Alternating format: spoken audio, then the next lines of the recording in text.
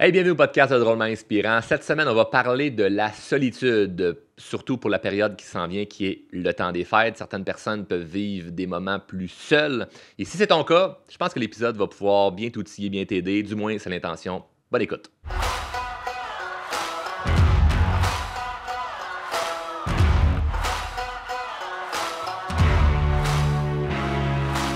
C'est pas du tout un secret pour plusieurs personnes, la période des fêtes, c'est pas du tout la plus belle période de l'année. Il y a une espèce d'hypocrisie durant le temps des fêtes où ce que tout le monde dit Hey, joyeux temps des fêtes, ça va être le fun, aimez-vous les uns les autres, passez du bon temps en famille. Et pourtant, on le sait au fond que il y a plusieurs personnes qui s'entendent pas bien avec leur famille, plusieurs personnes qui sont seules, et on fait un peu abstraction de ça, où on continue à vanter le fait que c'est la plus belle période de l'année, puis en fait, c'est comme s'il y a vraiment deux équipes opposées. Tu as des gens qui, oui, pour eux, c'est une excellente période, c'est sain au niveau de leur famille, tout se passe très bien, puis il y a d'autres périodes pour qui c'est un calvaire. Et je m'adresse un peu à ces deux catégories-là, c'est-à-dire que si pour toi c'est un calvaire, ben il va y avoir beaucoup d'outils que tu vas pouvoir découvrir dans cet épisode-ci. Et également l'épisode de la semaine passée où je parle de l'anxiété par rapport à la période des fêtes. Là, on va beaucoup plus parler de la solitude. Puis si tu fais partie de la partie des gens qui, pour toi, ça va super bien, mais ça va pouvoir t'aider à comprendre des gens alentour de toi qui, pour eux, c'est pas du tout la même chose qu'ils expérimentent. Alors, tout d'abord, la solitude, c'est pas quelque chose de mauvais en soi. Ça dépend l'interprétation qu'on y accorde. Parce que j'ai fait un épisode qui est le 161 sur le pouvoir de la solitude, où je parle des bienfaits de s'autoriser à être seul pour mieux réfléchir, prendre les meilleures décisions. Puis, bref, il y a un beau concept alentour de tout ça. Je t'invite à écouter l'épisode. Alors, si tu décides, parce qu'il y a vraiment une intention en arrière de ça, de je vais passer plus de temps seul parce que j'ai telle chose que je veux travailler sur moi, il y a telle chose que je veux faire, ou moins passer de temps avec certaines personnes qui ne me font pas sentir bien. Génial, parfait, puisque c'est dans ton intention d'être avec un peu plus de solitude, tu vas avoir des bienfaits. Mais si tu subis la solitude, alors que c'est dans une période où tout le monde se rassemble, tu te sens mal. Tu ne vois pas du tout les bienfaits et ça va avoir des conséquences graves sur ta vie, sur ta santé, sur plein d'aspects. Il y a eu beaucoup d'études scientifiques qui ont sorti alentour de la solitude. Il n'y a rien de bon là-dedans quand tu le subis. Maintenant, subir la solitude, ce n'est pas tu n'as pas une grande famille ou votre famille vous entendez pas bien. Subir la solitude, c'est de rester là-dedans et d'attendre que quelque chose change. Si tu es conscient que tu es plus seul, il y a quelque chose que tu peux faire pour que ça change.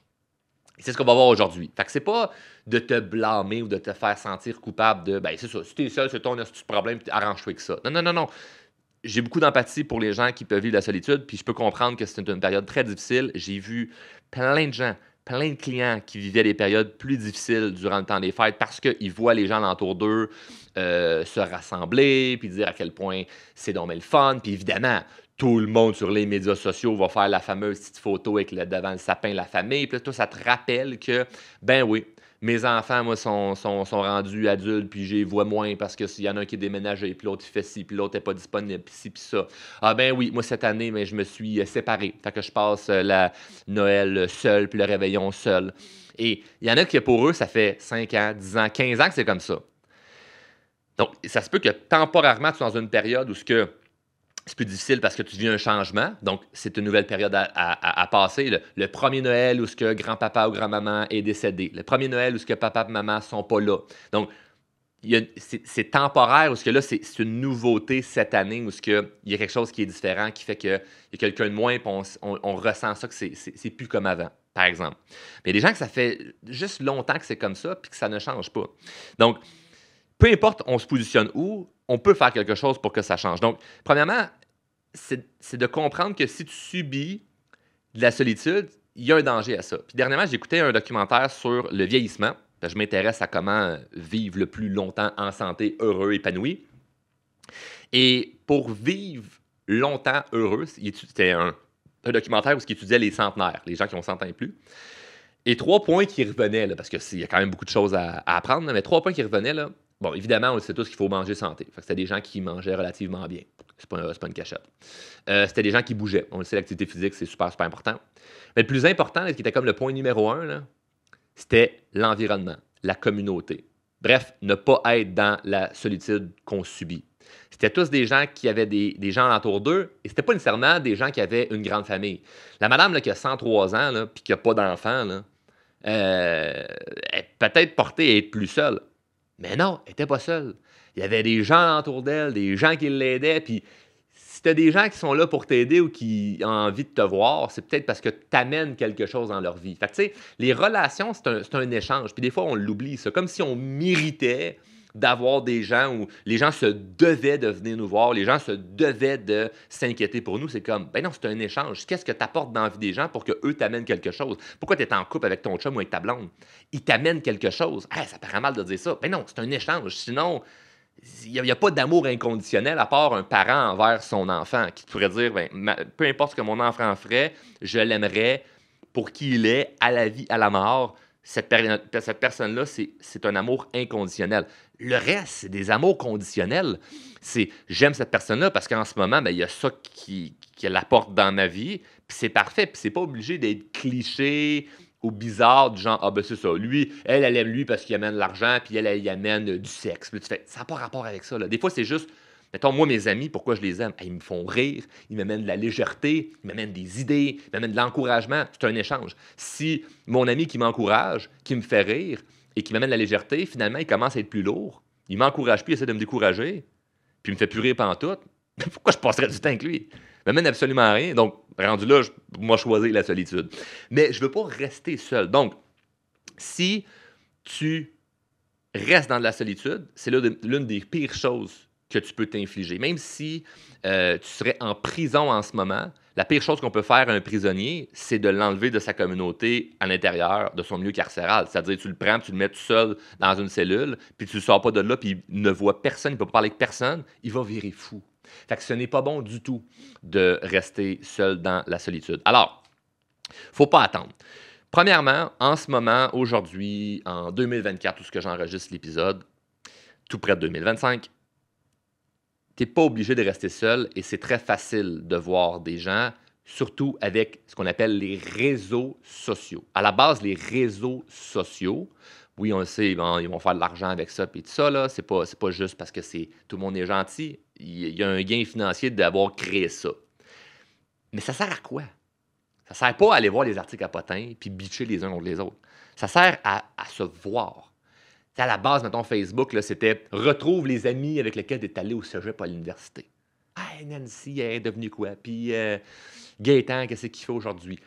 Donc, on peut voir des gens, on peut côtoyer des gens avec lesquels, si tu recules, v'là 100 ans ou 50 ans, tu n'aurais jamais eu accès à ces gens-là. Je veux dire, v'là 100 ans, tu étais restreint à le monde de ton village. Puis si tu veux voir d'autres mondes de ton village, il faut que tu ailles dans un autre village. Puis ça demande beaucoup de ressources, beaucoup de temps, beaucoup d'énergie. Parce que pendant que tu t'en vas dans l'autre village, tu n'es pas en train de travailler chez vous, à ta ferme ou en train de faire tes affaires, tu n'es pas en train de t'occuper de tes enfants. Là, en ce moment, là, tu prends ton téléphone, puis tu t'en vas sur le groupe Facebook Les Drôlement Inspirés. C'est mon groupe gratuit. Il y a 40 000 personnes là-dedans. Plus que 40 000. Et c'est tous des gens qui font la croissance personnelle. C'est tous des gens qui veulent s'élever vers le haut et qui n'ont pas peur que les autres s'élèvent vers le haut. Puis nous, on prend ces gens-là dans notre groupe depuis plusieurs années. Puis il y a un questionnaire pour rentrer. Là. C'est comme, on veut savoir si tu t'intéresses à la croissance personnelle puis que tu n'es pas quelqu'un là, qui vient juste ici foutre le bordel. Là. On est très, très strict sur ce qui se passe là-dedans. À tous les semaines, c'est quelqu'un qui fait quelque chose de pas correct. On flush. On fait le ménage là-dedans. Fait que c'est un environnement sécuritaire qui fait en sorte que les gens peuvent se rencontrer. Fait il y a possibilité pour toi d'aller dans ce groupe-là, faire une publication. Hey, j'habite à Saint-Jérôme, je suis de Roberval, je suis de Paris, peu importe c'est où tu es dans le monde, il y a des gens partout dans la francophonie, puis dire, moi j'aimerais ça voir du monde pour prendre un café. Ou il y a des gens qui le font en ce moment. Là, okay? Il y a des gens qui se rencontrent, peut être 3, 4, tu fais un FaceTime avec la personne avant, tu peux parler plusieurs fois avant pour voir s'il y a un fit. Mais des gens qui veulent juste se rencontrer pour bâtir des nouvelles relations, apprendre à connaître de nouvelles personnes. Puis tu sais qu'il y a quand même déjà un point en commun qui sont, on est des gens qui font de la croissance personnelle. Et évidemment, ça ne veut pas dire que parce que quelqu'un fait de la croissance personnelle, hey, on pense pareil. Ben non. Mais au moins, il y a quand même déjà un trait qui fait que, hey, on a un sentiment d'appartenance qui est Ben, les deux, on fait partie du même groupe, Facebook. Les deux, on écoute le podcast de Drôlement Inspirant. Les deux, on est adeptes de croissance personnelle, c'est-à-dire on veut s'élever vers le haut. Puis si toi, tu as des projets, ben moi, je veux t'écouter. Puis moi, en retour, ben, si j'ai des questions pour mes idées ou mes projets ou des choses que je voudrais, j'ai quelqu'un qui peut m'écouter, avec lequel je peux me confier. Donc, il y a vraiment cette proximité-là qui peut se créer. Et là, j'aurais pu dire, ben oui, fais ça n'importe où sur Internet. Ben, c'est un peu difficile. Mais j'ai créé cet environnement-là, entre autres, pour ça.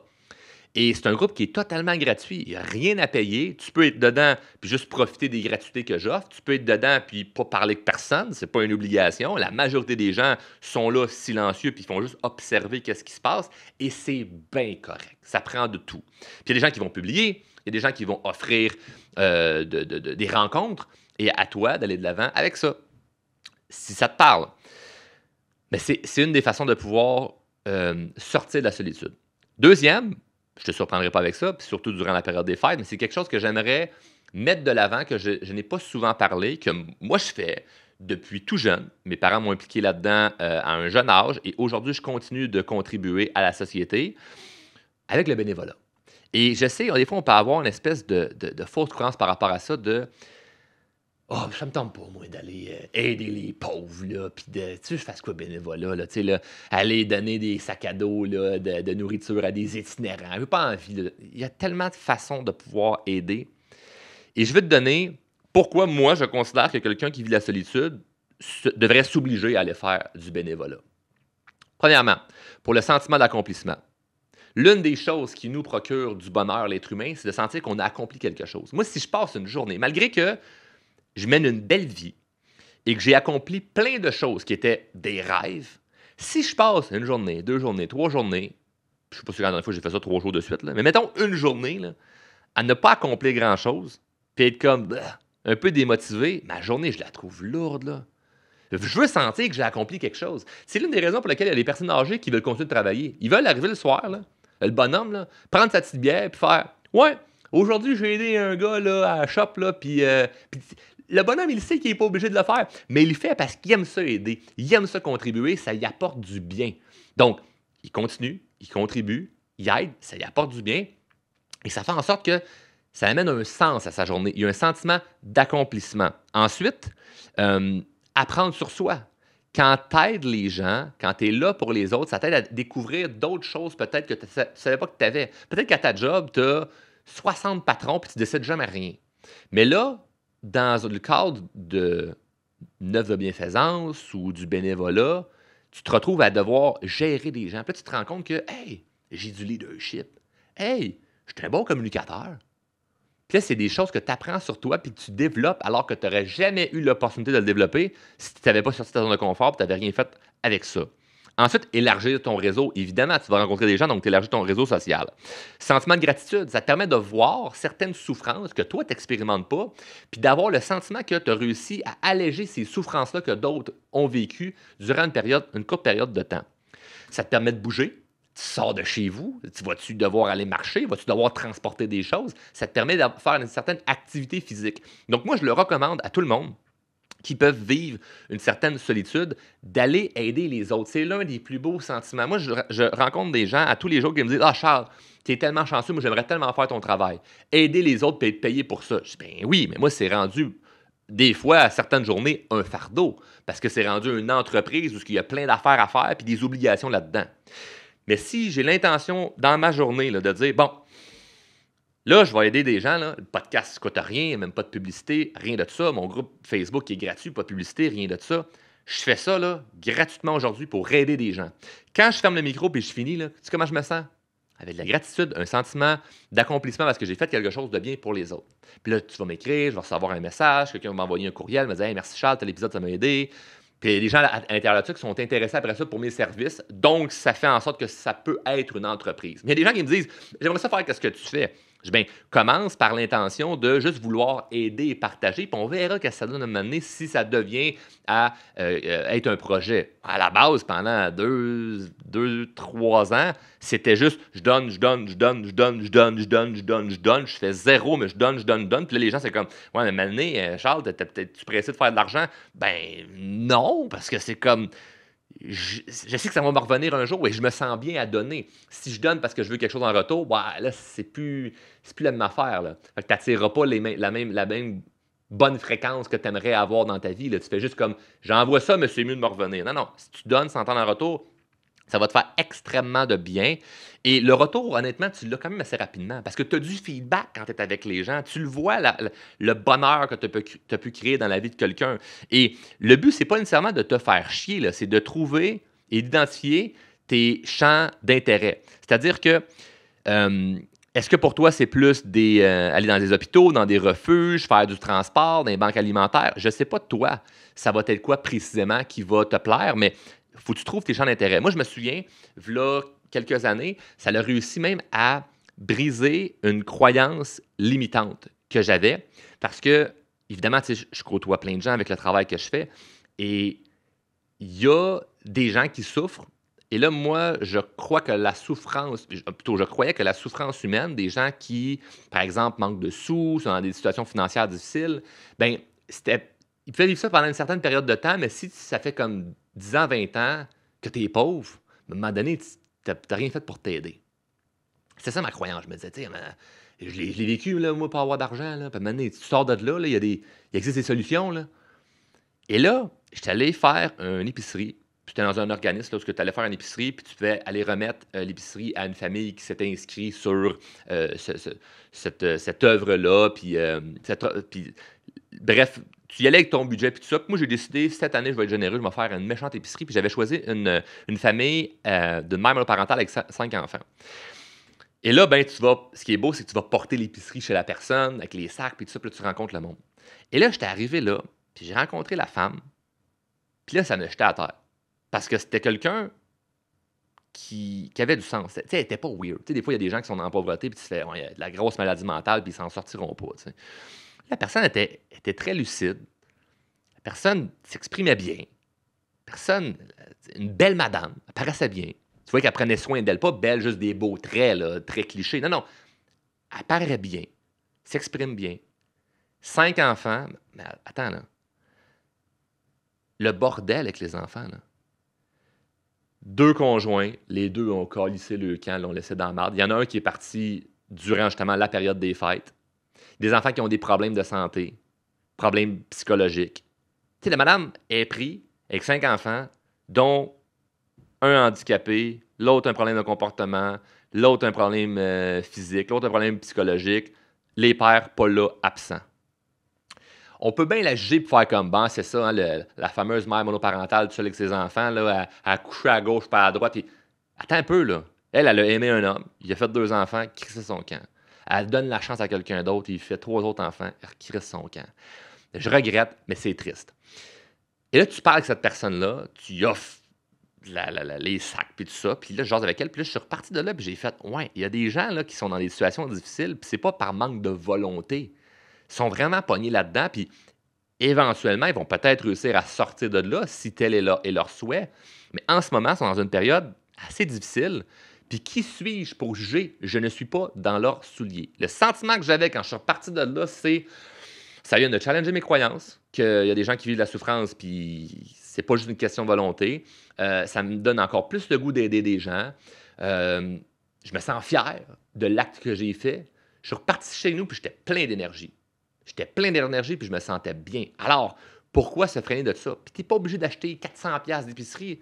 Donne ce que tu es capable de donner. C'est du temps, donne du temps, c'est de l'argent, donne de l'argent, mais donne quelque chose. Et je trouve que le mélange d'offrir un petit peu d'argent puis de son temps, c'est le mix parfait parce que on a tous 1$ ou 2$ qu'on peut offrir qui va faire la différence dans la vie de quelqu'un, puis on a tous 1 heure ou 2 heures qu'on peut offrir qui va faire la différence dans la vie de quelqu'un. Alors, ce que tu peux faire, c'est juste de quantifier puis de calculer, OK, c'est quoi le temps ou l'argent que je pourrais donner cette année?